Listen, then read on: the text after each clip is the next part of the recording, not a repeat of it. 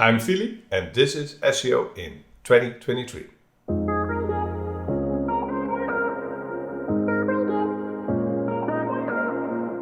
Fili, what's your number one SEO tip for 2023? To stand out. This is super important. We need to make our website stand out from our competition and to improve the content quality, to have a unique sales proposition that would help us getting the user to come to our website. So it's the SEO's job to have a unique sales proposition. It's not the SEO's job as such, it's actually the business job. So the CEO and everyone else in the company should know what the unique sales proposition is of the company, of the business, of the organization. It doesn't need to be a business, can be a non-profit, for example, or just an individual. That's perfectly fine, but we need to stand out. If we don't have a unique sales proposition, well, to be honest, you have a bigger problem. You need to go higher up in the chain of your organization and figure that out before you tackle SEO.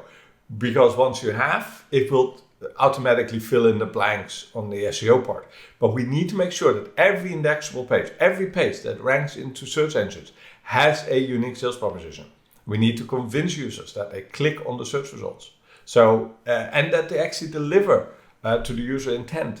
So yeah, we need to make sure that our website stands out and our pages stand out. So, I certainly understand a brand having a USP, a product having a USP, but how can each individual page in a website have a USP? What are the key elements on pages that can make them unique? So that's a really good question. So first of all, we need to start at the level where the user first encounters the page, assuming they don't know the brand yet and don't know the page itself. So this is often sources like search engines like Google. So I'll just focus on that for now because there's also an SEO talk. So when we're talking about SEO and we're talking about first exposure, we're talking about Google search results. At this point, when a user types in a query, they come across say 10 links, might be some enriched, might be some Q&A and other things, but they see 10 organic search results. And of those 10 organic search results, they're going to pick one. Now, which one are they going to pick? This is where we start with standing out. This is where we have to have a unique sales proposition. We can do this by optimizing the page title, by optimizing the meta description, and basically make sure that both of these elements contain the right messaging, which means what makes this particular search result better than the other 9 search results? A call to action. Yeah, we should click it. Users should click it. And then on top of that, a benefit for the user. Very important. Because what is in it for the user? Why should they click that one instead of one of the other 9? And of course, the meta description and the page title also need to be descriptive of the actual content on the page. So it can't be just a call to action like, hey, click me. It really needs to be descriptive of the content. Now, once the user clicks that, we also need to deliver. So we actually need to have that content there. We need to have match that user expectation that we created in the search results. So this is where we do this. And it has to be on an individual page level. Understood.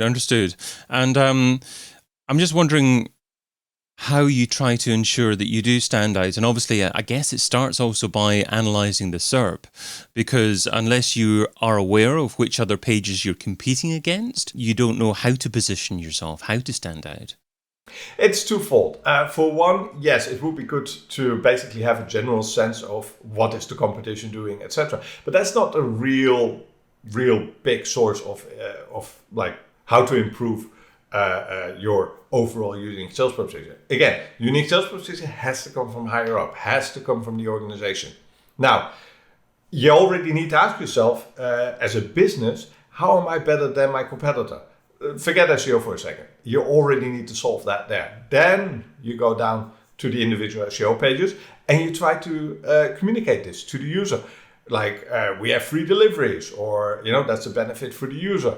We have the best items, which has been reviewed by X amount of users, or we're market leader. Again, it's a way of communicating authority and thereby standing out. These are all kinds of messaging that you can use within the SERPs to stand out. Now, if you really want to see like, where do I start? How do I improve this? That's where you start. Then when you look at the user intent, when people come to your page, currently, if you have a query where you're ranking for but no one is clicking you, you most definitely can improve that. That's a quick and easy win to experiment, to see where can you improve and easily improve with this different snippets. Now, the problem is that some of these things take time, especially in SEO. One of the big caveats in SEO is make a change, hopefully it gets implemented, hopefully developer resources, etc. Then you get it launched and pushed. Now Google has to crawl it, then Google has to test it and see if it actually benefits the user, or if their automated solutions like automated snippet generation are still performing better, and all this kind of stuff. It takes time. What you could do if you want to do some quick experimenting to see how can I improve, take a query that currently in Google Search Console you're ranking high for, and you're having a lot of exposure. So you can see in the impressions within Google Search Console stats, you perform well when it comes to impressions. However, on click-through rate and clicks, you're non-existent. Maybe you have 100,000 impressions, but maybe 20 clicks in total. This is something that can be improved.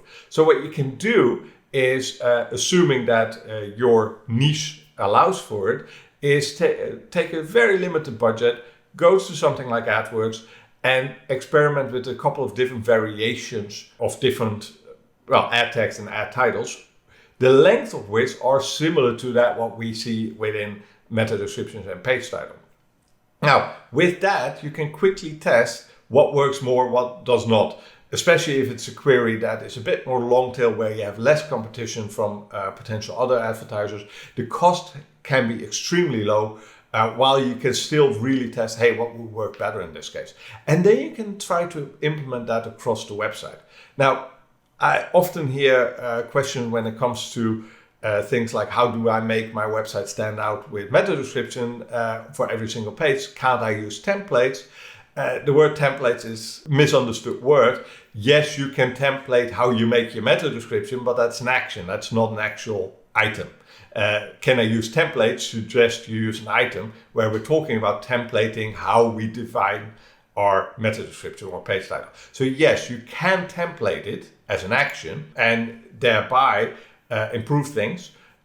Your overall business unique sales proposition can be communicated, templated through every single representation in SERPs. Does that make sense? That is such a key tactical piece of advice that you shared there, in terms of going to Search Console, find a page that is ranking highly and getting a lot of views on the SERP, but not a lot of click-throughs there as well, and experiment with paid search as well, and see if you can drive significant volumes of traffic from that particular keyword phrase using paid search, and testing different copy, testing titles and descriptions. And then that gives you an opportunity to use those titles and descriptions within the organic results, and hopefully get much higher click-through rates as a result of doing that. I also loved your advice of incorporating benefits within the meta description as well. You used the example of free delivery there as well.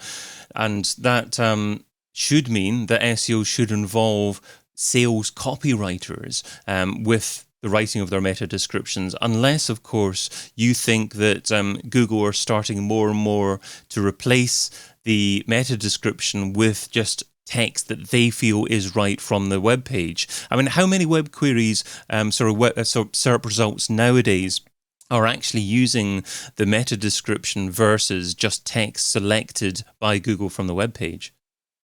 So I don't know the exact percentage, and I don't think we need to worry about that too much right now, because from what I've seen, it's primarily still more than 50% the meta description. The original meta description, yeah. Yeah, the original. Whenever possible, Google will try to use that. There are, of course, caveats with Google automating more and more and more about this. That's a totally different topic, so I'll park that aside. But the key thing here is, the one thing that we have control over as webmasters is what goes into those algorithms. We talked about this last year. So what goes into the algorithms, and part of that is the meta description. This is something that we do have control of. And yes, you should use your salespeople to help out with defining some of these, but not just your salespeople, not just the sales team. Like, sure, ask them what helps convert. You know, when you're talking to a customer, reminding them there's free delivery, for example, does that often close the sale? If yes, why is that not in the meta description then? Yeah, that's most definitely. Now, of course, you can replace this with any other benefit, but the idea is there, and that's something you absolutely can use. But also, very important, if you are active in any advertising anywhere, talk to the people within the ad team within your company, because they often already know what converts and what doesn't convert, and they already know how to manage expectations often enough.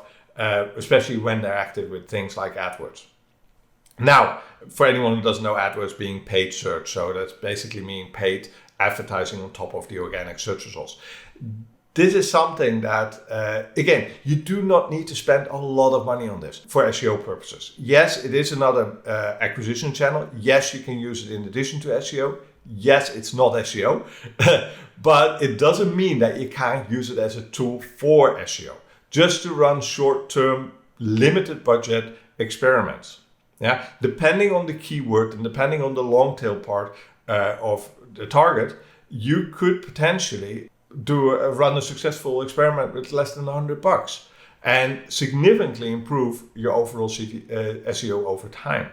Now, there's one other element that we haven't discussed as much yet, and that is the delivery on the page. Like, of course, you want to make sure that when you do these type of things and when you do an experiment like this, you also measure the success. Now, one way to measure that success is within Google Search Console. You can see the CTR going up and the clicks coming through. And you can potentially even see the clicks coming through within your log files or within your analytics programs. However, that doesn't mean that you actually had a conversion. Like, anyone can make any page rank if it's related to certain topics. Like, if we're going to some of the adult team stuff, or other more sensitive topics like gaming or specifically adult related or copyright infringement related topics. At that point, it's relatively easier to rank certain things and absolutely get no conversion out of that. People can drive traffic to your website. They can have botnets, etc., working on these things, but that doesn't mean that it actually converts. And in the end, our business runs on conversions. So even SEO is a tool to drive conversions. Now, this could be a direct conversion, could be an indirect conversion, like brand recognition as a conversion goal rather than an actual sale. But in the end of the day, SEO supports the business. It's not the other way around. So we do need to track those too. And we actually, when we run these experiments, also have to track, did our conversions actually go up? And did our conversion rate improve? Sometimes you may end up with less traffic, but higher conversions, and that's perfectly fine. Yeah. And if we have like a situation where we show up 70 times for a search query instead of 1,000 times, for that same search query. But 70 times we have a 20% conversion rate, whereas the 1,000 times we only have a 1% conversion rate. I rather have the 70, not the 1,000. Yeah, because that drives me more conversions. Absolutely. Well, you've shared that SEO should be focusing on standing out in 2023. So now let's talk about what SEO shouldn't be doing. So what's something that's seductive in terms of time, but ultimately counterproductive? What's something that SEO shouldn't be doing in 2023? So basically forgo or just postpone SEO audits. I think it's important to keep on regularly auditing your website, really, even if it's just for defensive purposes, to know what is wrong with the website, what can improve. Google is pushing out updates all the time, daily. Most of them are unannounced, and we need to keep an eye on what's going on. If we don't audit our website, if we don't keep an eye on what's going on, we basically lose out. We set ourselves up for failure in the future. And although we need to be careful what we spend our efforts on and our time, we need to make sure that we do audit our websites and regularly.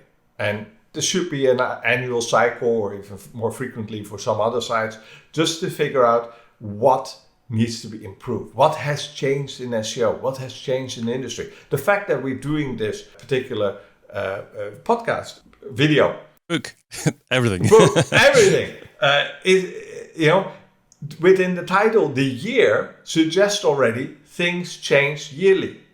And that is true. Things change. And because of that, we need to audit, we need to check, we need to double check.